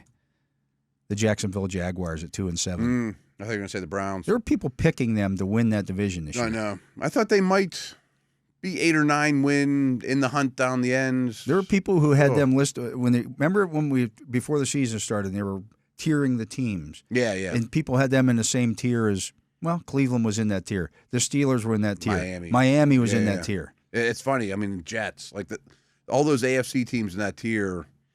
Steelers are really the only one that have done anything exceeded with it. expectations. Yeah. Right. Maybe the Chargers. The Chargers, I guess, would be. I was a little harder on the Chargers in the offseason. And the Broncos were actually down below that. Yeah, they kind of exceeded expectations. For now. Yeah. Yeah, it's going to get ugly here in the next couple of weeks. I think they could be in trouble, yeah. 27, holding steady, the Cleveland Browns. Okay, let's not get too crazy with that. It was a pretty bad game. They are bad. Yeah. Yeah. At 26, down a spot. They only dropped one spot, the New Orleans Saints.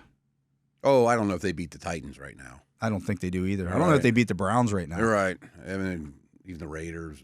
Yeah. They're bad. I think Jacksonville beats them. Yeah, they're bad. They're bad. I mean, Carr's back, but they don't have any weapons. Yeah, they're Leroy Brown bad. And I think they're, have hung it up, too. Effort's bad. At 25, up a spot, the Giants. Yeah, they're better than all those teams. They're better than those teams. Yes, yeah. yes. At 24, down a spot, the gang was back together, the Miami Dolphins. Is that too harsh on them? They've had Tua back for 2 games. They've lost both of them. I know. They went toe-to-toe with the Bills, though. But I think that was their season. I think they saw the season was on the line. Hey, we got to go out and we got to beat the Bills. We got to make – and they didn't do it. They didn't get it done. Didn't get done. I mean, they're one of the 2 lost teams, or 2-win teams. 2-win teams. 2-6. I don't – they can't get back into the I don't think any of the 2-win teams can. No. Yeah. I mean, they didn't do anything at that. Is 9-8 going to get them into the playoffs? I don't think so. Based on there's a chance.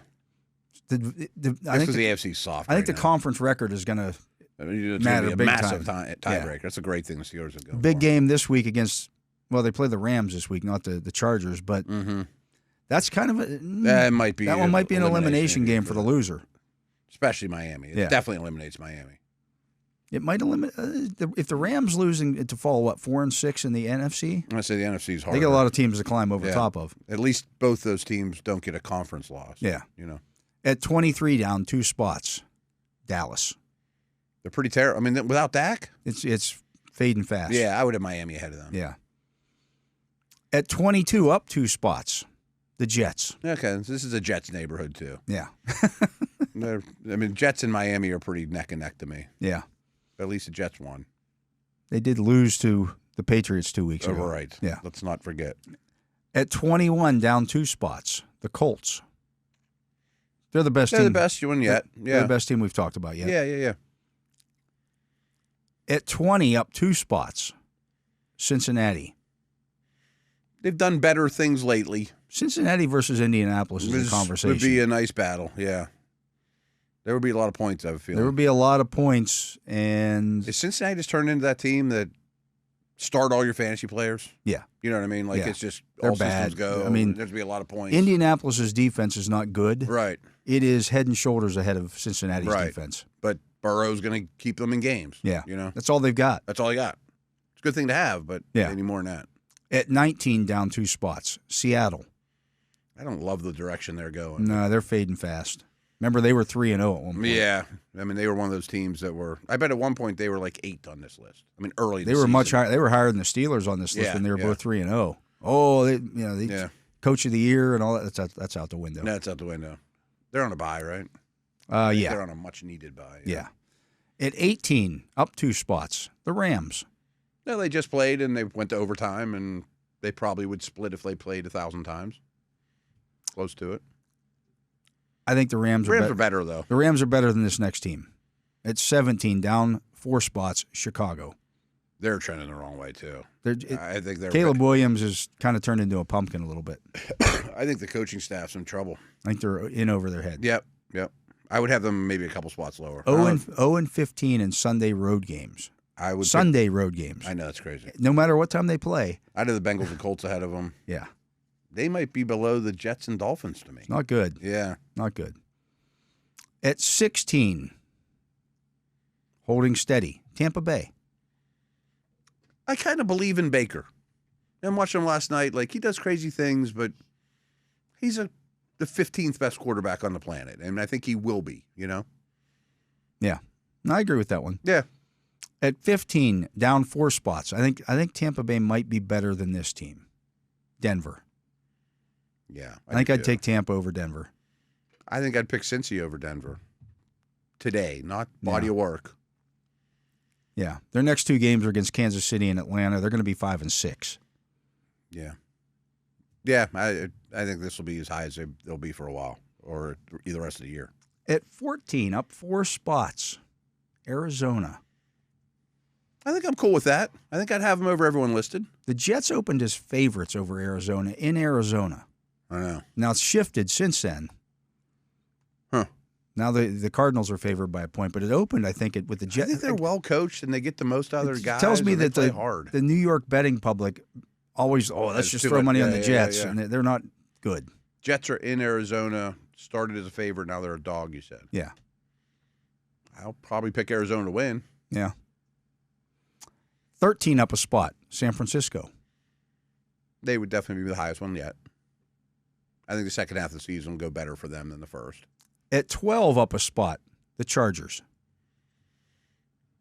I'm respecting what they're doing. I mean, they're physical on both lines of scrimmage. They got a quarterback. I thought like their defensive tackles would be a massive liability. No. They play hard. They do their job. They plug up lanes. They're not great pass rushers. Khalil Mack's still a really good player. At 11. I'd probably the Niners ahead of them, though. Yeah, I would too, probably. I definitely have this team ahead of them. At 11, up a spot is Atlanta. They're trending in the right direction. Yeah. They got a lot of momentum right now. At offensively, especially. 10, down 2 spots, Houston. Ooh, I'd be lower on them. I'd have Atlanta ahead of Houston. I'd probably have them like 4 or 5 spots lower. I'd have the 49ers ahead of Houston. Yeah. I don't know if I'd have the Chargers, though. I think I would, subject to change going forward, but if we're just judging where they're at right now. Yeah. With no Diggs or Nico and the hits Stroud's taking and bad line play. Yes. It's not good. Right. Not good. They could rebound. At 9, holding steady, the Steelers. Okay. I don't have a problem with that. I was wondering where Steelers-Washington was going to be. I could make a case for both teams. Yeah. At 8, down 2 spots, Green Bay. I'm not going to ding them for that last week. And it was a lot of things went against them. Bad weather and a pick 6. Yeah. And they lost to a really good team. Love's all banged up. Yeah. I mean, a bad the bye week comes at a really good time. Is that a bye for them? Yeah. Oh, that's perfect for them. Yeah. They're a contender. At 7. I would have them ahead of Washington. I would too. Yeah. 7 up 3 spots, Philadelphia. They're trending in the right direction. Steelers or Eagles? Where's the game being played at? State College. Well, then I don't know. If it's in Philadelphia, I'm picking the Eagles. If it's here, I would probably pick the Steelers. Yeah, there's a lot of momentum with Philly right now, though. I don't think Brown's going to be out long. Barkley's a maniac. Yeah. At 6 up a spot, Minnesota. Washington's too high. I'm sorry. Washington's too high. Yeah. That's fine for Minnesota. Minnesota versus Washington, and that's Philadelphia, Pittsburgh versus Washington. Washington would be like 4 or 5 spots lower for me. Yeah, they would be 9 in mine. I'd have the Packers over all these teams we talked about. Yeah. 5 is Washington. They're not the 5th best team in the league. I don't think so either. Yeah. That's why this week it kind of turned into the Peter principle a little bit. Mm-hmm. Like they're going to hit their head on the ceiling and get knocked back some. Yeah. I mean, they're a perfect team for that. I mean, they'd have to blow the Steelers out to probably move up. Yeah. I mean, it'd be tough to move up higher than 5. At 4, holding steady, the Ravens. I'm cool with that. At 3, holding steady, the Bills. I think their offense is really good. And McDermott's always going to have a competitive defense. And remember, they beat Miami last week without Cooper on the field. I know. And he's going to be helpful. Yeah. Those other guys are all playing well. Allen might be my MVP. He's figured some things out. Yeah. I mean, he'll nickel and dime you to death and doesn't turn the ball over. Bills or Ravens? Bills. I think so, too. More complete. Yeah, although that's one of the Bills' losses. So yeah, I know. They got blown out in Baltimore, but right. if things continue on this trend, a rematch would happen in Buffalo. Mm-hmm. Yeah, they're both good. Yeah. At 2, Kansas City. I don't have a problem with that because number 1 is Detroit. I think Detroit's playing the best football in the league right now. I do too. I think Kansas City, I can't remember if I said this on this show or not. My apologies. But just watching them last night, I'm like, these guys are still really good. I mean, that's Hopkins, and they're going to figure things out. They're going to be a really tough out in the playoffs. I mean, there's a reason you win 2 back-to-back titles. Yeah. I mean, they're good. You add guys like Uche and Hopkins. I will say when Mahomes threw that touchdown pass and then immediately started grabbing at his leg, I'm like, ooh, that would be bad. I thought he was going to be out for a while. That would be bad. Yeah. And actually, I was kind of excited. It's kind of like Darnold with the Niners. I was like, I want to see Carson Wentz in this offense. Just see. I mean, it wouldn't diminish Mahomes if Wentz did well, but I'm like, could he be good in this offense? Maybe. Yeah. I just think they're very Mahomes-centric right now. Yeah. He's everything. Oh, yeah, absolutely. When's Pacheco due back? I think by the end of the month. I thought it was sort of soon. Yeah. Now, how good is he going to be at that point? I don't know. I know running backs, quote, don't matter or whatever, but if I were them, that would have been a position I would have considered. Like, I just keep thinking about Kamara. Kareem Hunt's just... He's a volume guy, and he's fine. He's white toast. Yeah, right. He's going to get, 27 carries for 100 yards. Yeah. All right, he averaged 4 yards a carry or whatever. Like, you're happy if you picked him running up in into light fantasy or boxes all whatever. day. Right. Everybody respects Mahomes. But it would even like an ATN, or you don't even have to use him a ton. I don't love ATN, but Kamara, by the way, Juwan Taylor still gets away with leaving her early every single time. Wants, right. Are you kidding me? It's nuts. It really is. He stinks. He's bad, yeah. He really is. And their left tackle's not any better. Work in progress. Yeah. It's definitely the weakest position group on the team. If you got a good edge pass rush, you can beat the Chiefs. I agree. That's the thing I would worry about most if I was Andy Reid right now. Yeah. Yeah. Because they're going to run into some I don't that's why I don't know if Baltimore's that team this year, because they don't necessarily have a great they got good edge rushers. Buffalo's okay. Yeah. They're not the Steelers. Yeah. Houston could give them problems. Yeah. If they get they got to get their line figured out. Well, they got a lot of other issues. I'm just thinking about edge rushers in the AFC. Chargers might give them a hard time. They're going to play here again in a couple weeks. Yeah, right. Khalil Mack's a problem. Yeah. Bosa gets back on the field. It'll be interesting. Mm-hmm. Denver too. Yeah. They got edge guys. Yeah. The Chiefs aren't going to go unbeaten. Oh, I don't think they're going to go unbeaten. But they might three-peat. They've been walking that line. Yes. Several weeks here. All season long, really. I mean, if the coin flip goes the other way, they might not be unbeaten. Yeah.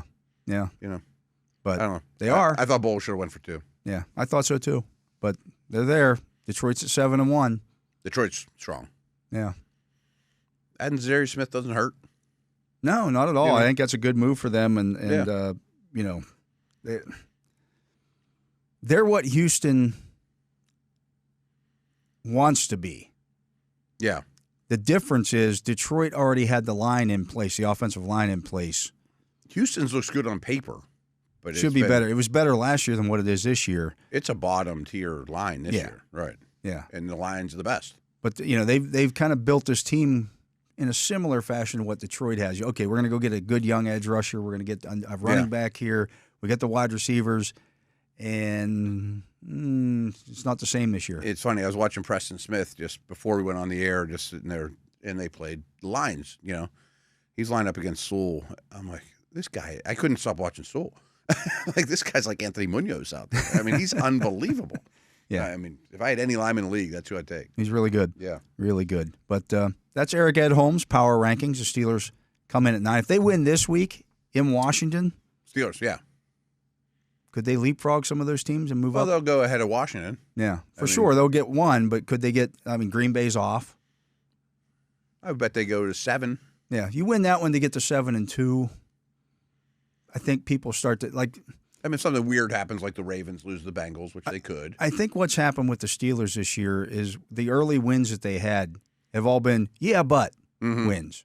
Well, yeah, they beat Atlanta, but Kirk Cousins wasn't Kirk Cousins yet. Yeah, they beat the Chargers, but Herbert was banged up in that game. Mm-hmm.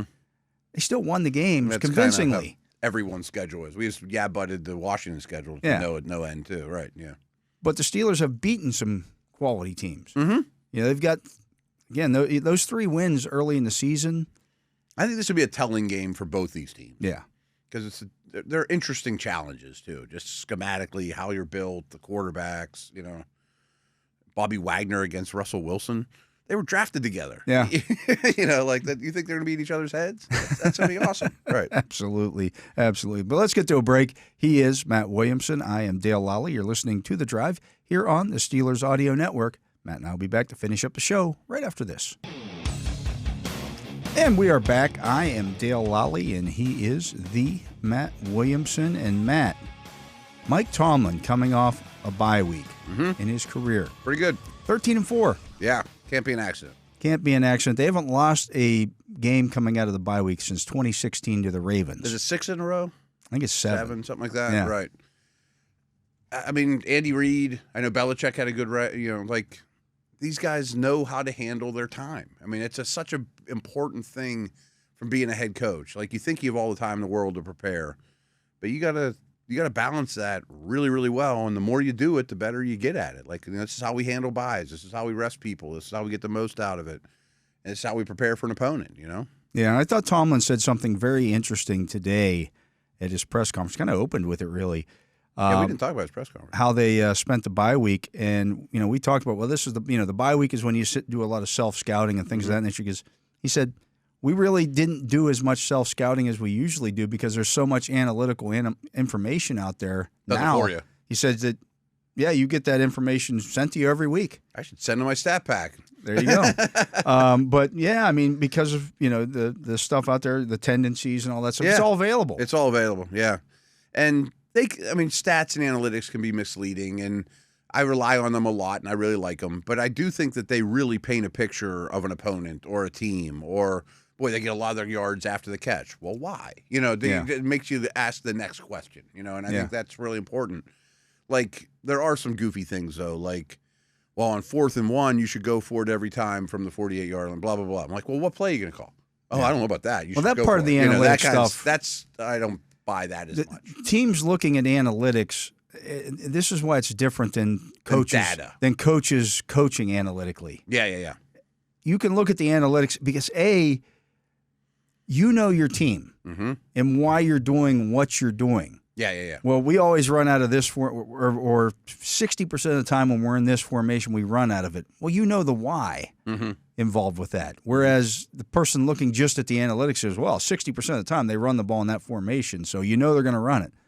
Well, they may be really good in that formation. Well, they probably are. Yeah. Right. It's Darnell Washington blocking a linebacker. Like, that's what we want. You're going to play to your strengths. Right. You can put it up on the scoreboard, you're going to run. Yeah. But we're really good at it, one of the things that they were doing when they had Justin Fields playing a lot of quarterback was when they were in the pony formation or the pistol formation, they were running the ball a lot of it because they didn't want him under center. Yeah. Well, that becomes a trend then. So now you got to look at it and go, okay, we need to throw the ball a little bit more of this. But you haven't done that with Russell Wilson. I remember a couple years back, it was Cincinnati had awful tells. Like if Burrow was behind center, they ran it. And frankly, Matt Canada had some bad ones too. Yeah. But there was some real mix and tells that the whole planet knew. I mean, any GA could have figured that out watching, 2 of your games. And that's the analytics. That's where football teams looking at analytics can gain an advantage. The stuff where the coaches go, well, we just scored to cut it to 8 points here, or we're down 14 points and we scored. We got to go for 2. No, you don't. But you don't have a good 2-point call. Right. Or, I can't block Aaron Donald. I'm going to kick the – And by the way, 2-point conversions are not a 50-50 proposition. Right. Or if they were over 50, everyone would do them. Yeah, right. But they're under. They're actually under over the last 4 or 5 years. It's like 47%. So you're actually hurting yourself. Absolutely. By using the analytics because you're not making 50%. And not every extra point goes through. But yeah, I get that. It's still a high percentage. It's a higher percentage than a 2-point conversion. Especially if you Boz, Yeah. Right. I mean, even if you've got an average NFL kicker, you're still making 95% of your kicks. So a lot of the analytics stuff I do think is very valuable, though. Like Tuesday's my dig into opponent, build the majority of my stat pack thing. And Austin Eckler surprised me today. I'm like, boy, he's having a lot better year than I thought. But he's also, he's having a really hard time breaking tackles, though. So he's bad after first contact, but they're opening huge holes for him, and he's exploiting them. Like you can see And then you go watch the tape, and you're like, yeah, that's exactly what's happening. He's not the tackle breaker he once was, but he'll take advantage of what you give him and then some, and he's an explosive guy. So that adds up. If I can use that with the tape, I'm like, well, now I have a better feel for Austin Eckler, Yeah. Tomlin also saying today that there's a chance they get Nick Herbig back. Okay. They should get Zach Frazier back, Cordell Patterson. Sutton's back in the mix. Corey Trice, possibility coming back this week off of IR. Tyler Matakevich, who's already been practicing, good chance they get him back. And, of course, the roster move they made earlier today. Not the trades. Not the trades, but the release of Rodney Williams tells me that, they're going to get Tyler Matakevich back this week. So do you think Trice and Herbig are going to be, questionable? Well, Trice has to be activated. They have to open his practice window. So he probably doesn't play this week. They get 21 days to test that. If he comes in and he looks good, they could. If Sutton plays this week, he'd be your replacement if one of those guys got hurt anyway. Yeah. So, this would be a good week to give Trice another week. Well, that was one of the other things. So everybody's assumed that Sutton just immediately goes into the slot. I've assumed that, too. And Tomlin said, look, Cam Sutton has played essentially every spot on our defense. Including some safety. And outside corner, inside corner. Yeah. He's been the dime cornerback, all that stuff. The first go-around, folks. Yeah, right. He said, realistically, he could replace anybody in our back. It shouldn't just be, for example, Beanie Bishop getting replaced. Mm-hmm. Anybody could be replaced by Cam Sutton. Understandable. I still think when you're a nickel, I do too. Bishop won't be there anymore. Yeah. Right. I think he was just kind of trying to take some of the heat off of Beanie Bishop. Yeah, saying, hey, this not guy, his fault. Right. This guy could be our dime. He could replace Terrell Edmonds as our dime defensive back. That makes sense too. Your dime possibilities are interesting now too. Yeah. Could you? And he even brought up we've had him go back deep to free safety before and put Minka up in the box, things like that, things that we've talked about. Yeah, yeah. And I don't think you want Washington to say he's just a slot. Yeah. Of course. And he isn't. That's the beauty of him, right? So it gives you the Lions paid him to be a number one corner. Gives you a mistake. It wasn't the right thing to do. But, right. And people in Detroit still, he stinks. He stinks. He's not a number one corner because you have him doing something he's not capable of doing. Yeah.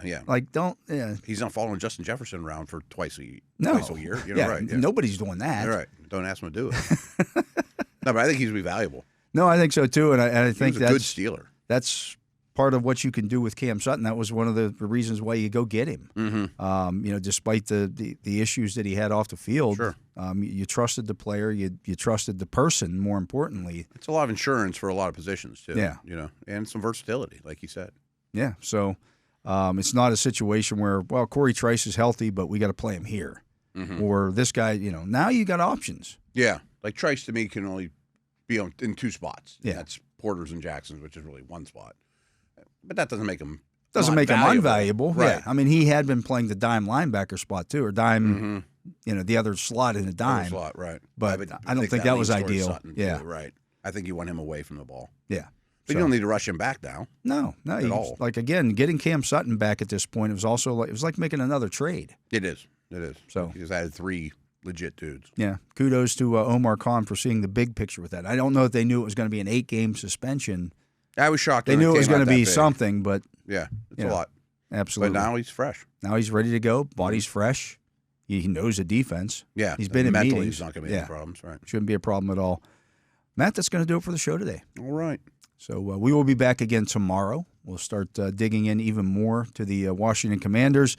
But for today, a busy day with all the trades and everything. But appreciate that. He is Matt Williamson. We want to thank Justin Miller for running the Justin Miller hotline and doing all the stuff to keep us on the air here. And we want to thank Tyler for keeping us on the video over here. We always appreciate that. Doing a bang-up job. Absolutely. I'm Dale Lolley. We want to thank you for listening to this edition of The Drive on the Steelers Audio Network. Steelers football happens here. The Pittsburgh Steelers Audio Network.